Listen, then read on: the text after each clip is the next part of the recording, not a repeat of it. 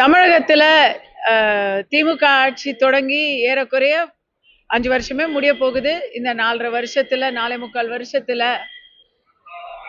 முக்கியமா எல்லா இடத்துலயும் பார்க்குற ஒரு மிகப்பெரிய வித்தியாசம் என்னன்னு சொன்னா 2021ல எலெக்ஷன்ல நாம பேசின பிரச்சனைகள், அப்ப எதிர்க்கட்சி தலைவரா இருந்த ஸ்டாலின் அவர்கள் பேசின பிரச்சனைகள் பாத்தீங்கன்னா டாஸ்மாக், கரோனா போன்ற விஷயங்களை எல்லாம் வந்து அவர் ஹைலைட் பண்ணிக்கிட்டு இருந்தாரு. இன்னைக்கு அது ரொம்ப பெருசா இருக்கு. அதை விட பெரிய பிரச்சனை போதை பிரச்சனையா இருக்கு. லா அண்ட் ஆர்டர், பெண்கள் பாதுகாப்பு, இந்த விஷயம் ரொம்ப ரொம்ப சீர்கெட்டு போயிருச்சு. தமிழகம் எங்கும் பெண்களுக்கான பாதுகாப்பு குறித்தும் பெண்களுக்கு இப்போது கிடைக்காத அந்த பாதுகாப்பையும் தமிழகம் முழுக்க சீர்குலைந்த இந்த சட்டம் ஒழுங்கையும் கண்டித்து தமிழ்நாடு முழுவதுமாக இன்று பாஜக, அதிமுக உள்ளிட்ட தேசிய ஜனநாயக கூட்டணி கட்சிகள் மிக பிரம்மாண்டமான ஆர்ப்பாட்டத்தை நடத்தி கொண்டிருக்கிறார்கள். காலையிலிருந்து ஆரம்பிச்சிடுச்சு.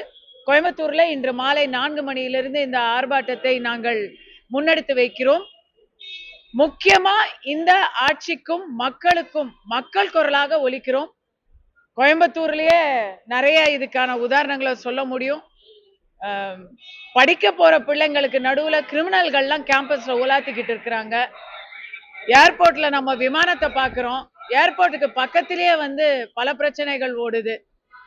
இதை எல்லாத்தையுமே மக்கள் கிட்ட மறுபடியும் நினைவூட்டி அவர்களுடைய ஆதங்கங்களை ஆட்சிக்கு நினைவூட்டும் வகையில் இந்த ஆர்ப்பாட்டம் இருக்கும்.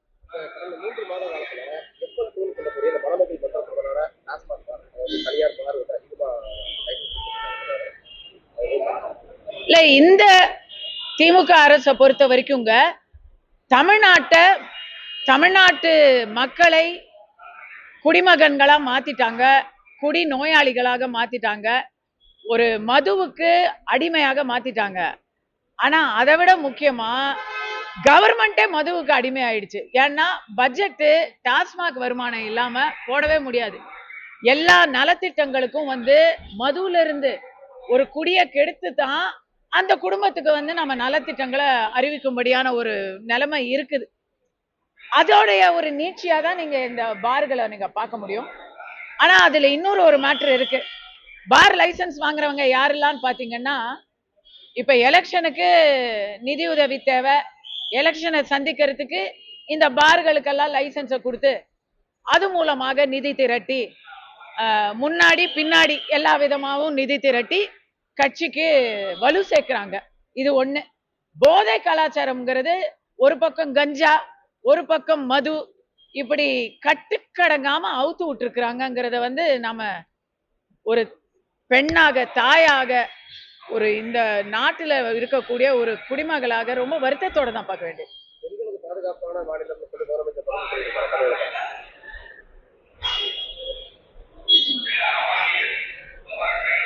அதாவதுங்க, சில சமயம் நம்மளை சுத்தி நம்மளால எதையுமே கட்டுப்படுத்த முடியல.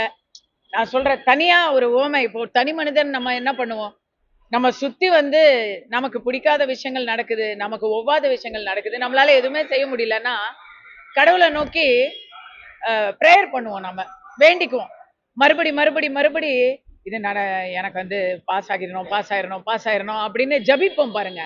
அந்த மாதிரி முதல்வர் அவர்கள் பெண்கள் நல்லா இருக்காங்க, பாதுகாப்பு இருக்கு அப்படின்னு அவர் ஜபம் பண்ணிக்கிட்டு இருக்கிறாரு.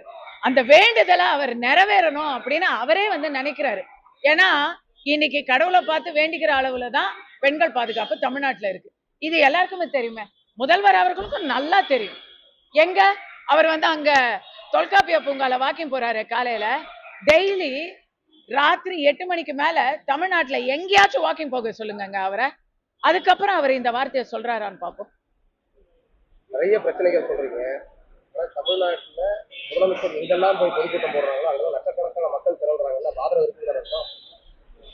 இப்போ மக்கள் திரண்டாங்கன்னா ஆதரவு இருக்குன்னு சொன்னா, அப்ப இன்னைக்கு புதிதாக ஒரு நடிகர் துவங்கிய கட்சிக்கு அதை விட அதிகமாக கூட்டம் திரள்கிறது. அதுக்கும் ஆதரவு இருக்குன்னு நீங்க சொல்ல வரீங்களா? இதெல்லாம் கூட்டம், ஏன்னா நீங்க கேட்ட கேள்விக்கான பதிலா சொல்றேன். மோடி அவர்கள் வந்த போது மதுராந்தகத்துல லட்சக்கணக்கானவர்கள் கூடினார்கள். அது வந்து ஆர்கானிக்கான கூட்டம். யாருமே வந்து அந்த இடத்துல சினிமா கவர்ச்சியையோ அல்லது பணத்தையோ அதிகார பலத்தையோ அந்த இடத்துல பிரயோகிக்கல. அங்க வந்தது உண்மையான கூட்டம். அதை நான் கண்ணால பார்த்திருக்கேன். நீங்க சொல்ற கூட்டங்களுடைய ஜனங்கள் எப்படி வராங்கங்கிறதையும் நம்ம தெரிஞ்சுக்கிட்டு தான் இருக்கோம். மக்கள் ஒரு வகையில சொல்றேனே, மக்கள் ஒரு அரசியல் கூட்டத்துக்கு திரளாக வருகிறார். எந்த காரணமா வேணா இருக்கட்டும், வரவழைக்கப்பட்டார்கள், வந்தார்கள், அவங்களா வந்தாங்க, எந்த காரணமா வேணா இருக்கட்டும், எதுவா இருந்தாலும் மக்களுக்கு அரசியல் ஆர்வம் அதிகரிச்சிச்சுன்னா நான் அதை வரவேற்கிறேன். கமல் அவர்கள் நாடாளுமன்றத்தில் அது வந்து பெரியார் அவர்கள் மேற்கோள் கேட்டு, ஆனா அதையுமே வந்து எல்லாம் வரவேற்று தமிழ்நாடு அரசு இல்லைங்க, கமல் பேச்சு ரைட்டுன்னு அவங்க சொல்றாங்கன்னா அதுக்கு முக்கிய காரணம் அவங்களுக்குமே அந்த ஸ்பீச் புரியல. புரிஞ்சிருந்தா அவங்க கண்டிப்பா வரவேற்று ரைட்டுன்னு சொல்ல மாட்டாங்க. அவங்களுக்கு பெரியாரையும் தெரியல, கமலையும் தெரியல, அவர் என்ன பேசினாருங்கிறதும் தெரியல. அதனால குருட்டு போக்கா எதுக்கும் இருக்கட்டும் அப்படின்னு சொம்ப மட்டும் தூக்கி முட்டை மட்டும் கொடுத்துக்கிட்டு இருக்கிறாங்க. அதான் உண்மை. கமலா அவர்கள் பேச்சுல நான் வந்து அதை பத்தி ஏதாவது ஒரு வீடியோ என்னைக்காச்சும் போடணும்னு நினைச்சுக்கிட்டு இருக்கேன். ஆரம்பமே வந்து அவரு பவதி பிக்ஷாந்தேஹி என்று தெலுங்கில் பிச்சை எடுத்த தியாகையர்னு சொல்லி தியாக பிரம்மத்தை அவமானப்படுத்தி தான் அவரோட ஸ்பீச் அவர் ஆரம்பிக்கிறாரு. தெலுங்கு பாஷையும் தெலுங்கு மொழியும் அவமானப்படுத்தி தான் அவர் ஸ்பீச் ஆரம்பிக்கிறாரு. ஆனா இந்த கவர்மெண்ட்ல பொய்யா கஸ்தூரி மேல தெலுங்கு மக்களை பேசினாங்கன்னு வழக்கு போட தெரியுது. ஆனா தெலுங்குல பிச்சை எடுத்தாரு தியாகராஜரு அப்படின்னு சொன்ன கமலை பாராட்ட தெரியுது. அப்படின்னா பாத்துக்கீங்களேன். விருதுநகர்ல துணை முதலமைச்சர் ராம்பாக் செல்ஃபி எடுக்கிறத விஜய் மாற்றம் பண்ணாருன்னு சொல்லி தாவேகா சொல்றதெல்லாம் சோசியல் மீடியால வைரல் ஆகிட்டாங்க.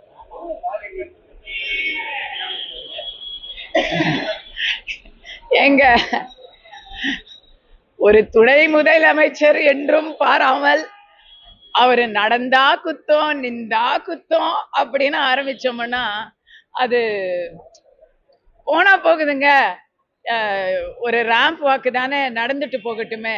இன்னும் சொல்ல போனா அந்த மாதிரி நான் தான் சொல்றேனே, தமிழ்நாட்டுல குண்டும் குழியுமா இருக்கக்கூடிய சாலைகள்ல அவரு பஞ்சாயத்துல வந்து கமிஷன் பாதி கல்லு பாதி அப்படின்னு போடப்பட்டிருக்கும் இந்த ஆட்சியில் இடப்பட்டிருக்கும் சாலைகளில் தெருக்களில் உதயநிதி அவர்கள் அலங்காரமாக ஒய்யாரமாக நடக்க வேண்டும் என்பதுதான் எங்களுடைய கோரிக்கையும் கூட. கட்சி எங்க கட்சியில வந்துங்க நாங்க வந்து பேசி அதுக்கப்புறம் கட்சி வந்து அதுக்கு முட்டு கொடுக்கிற பழக்கம் இல்ல. கட்சி வந்து எங்களுக்கு என்ன சொல்லுதோ அதை செய்யறது மட்டுமே எங்கள் கடன். சட்டமன்றத்துல யார் போட்டி போடுவாங்கன்னு கட்சி தலைமை சொல்லும். நான் இன்னைக்கு பெண்களுடைய பாதுகாப்புக்காக குரல் கொடுக்கறதுக்காக என்ன தமிழக பாஜக தலைமையில நயினார் நாகேந்தர் அவர்கள், இங்க வானதி அக்கா அவர்கள், இவங்க 2 பேரும் என்ன தேர்ந்தெடுத்து இங்க அனுப்பிச்சிருக்கிறாங்க. அதற்கான முழு ஒத்துழைப்பையும் நான் இங்க கொடுக்க வந்திருக்கேன். அடுத்தவர் பெற்ற குழந்தைகளை வந்து அடுத்தவர் பெற்ற குழந்தைய என்னுடைய குழந்தைன்னு சொல்லக்கூடிய ஒரு நிலை தான் தமிழகத்தில் நிலவிட்டு எடப்பாடி பழனிசாமி தமிழக அரசை இல்ல, அவரு புரட்சி தமிழர் எடப்பாடியார் அவர்கள் வந்து எனக்கு நான் ரொம்ப ரசிகர் அவருடைய ஓமைகளுக்கு. அவர் வந்து இந்த கடாமுடா அப்படின்னு இந்த கமல் ஸ்டைல்ல எடுக்க மாட்டார். அவரு ரொம்ப சிம்பிளா கடைசி பாமரனுக்கும் புரியற மாதிரி ரொம்ப ஈஸியா சொல்லிட்டு போயிடுவாரு. கடந்த ஆட்சியில செய்யப்பட்ட சாதனைகள், கடந்த ஆட்சியில துவக்கப்பட்ட முயற்சிகள் எல்லாத்தையும் இப்ப வந்து நாங்க தான் செய்யணும்னு ஸ்டிக்கர் ஒட்டிக்கிறாங்க. அந்த ஸ்டிக்கரை தான் அவர் அவ்வளவு அழகா சொல்லியிருக்காரு. இன்னொருத்தவங்க குழந்தைய எடுத்து பத்தியா, என் குழந்தை எவ்வளவு அழகு பத்தியா, எவ்வளவு அறிவு பத்தியா அப்படின்னு சொல்லிக்கிறதா தான் சொல்லிக்கிறாரு. அதானுங்க உண்மை. யதார்த்த நிலைமையை ரொம்ப ரொம்ப ஈஸியா சொல்லிட்டாரு.